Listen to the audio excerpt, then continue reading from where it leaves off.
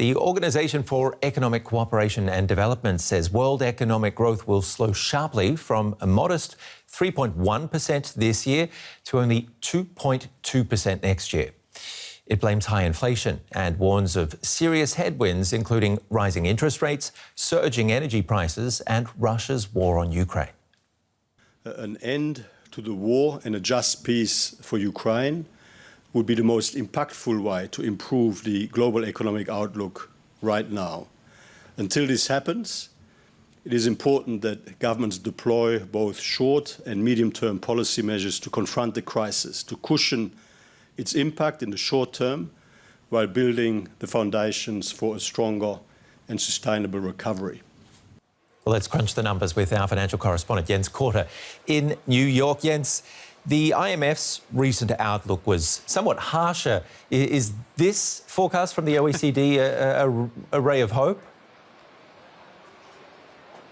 Well, I would not say that it's super bright, but at least it's not so much doom and gloom what we heard from the IMF last month. I mean, back then the IMF was saying that next year is going to be to feel really painful. The worst is yet to come. So that really didn't sound that promising. At least the OECD is saying that, for example, when it comes to the supply chains, there is some improvement. That is one, or that was one of the big reasons also for inflation here in the United States. And then overall, Europe does seem to be in a tougher spot. We already heard that from the IMF last month, especially with the dependency on energy imports. That is a bit brighter here in the United States. The country is the biggest producer of oil and natural gas on the planet, so that does help a bit, even so here in the United States. If there is any growth, it will be minimal at the best.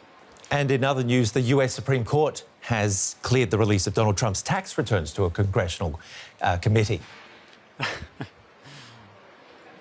Well, let's see what that's going to change. I mean, first of all, it's probably important to point out that the Democrats will lose the majority in the House of Representatives early next year. So now they could get the tax returns before power switches. And what remains to be open is what the House is going to do with the information that they get from the tax returns, if they eventually will get it. So there's a lot of things unclear, but one thing is for certain: the Democrats probably will try to get some information out before they lose control of Congress. I think we can all bet on that. Jens Korte at the New York Stock Exchange. Thank you very much.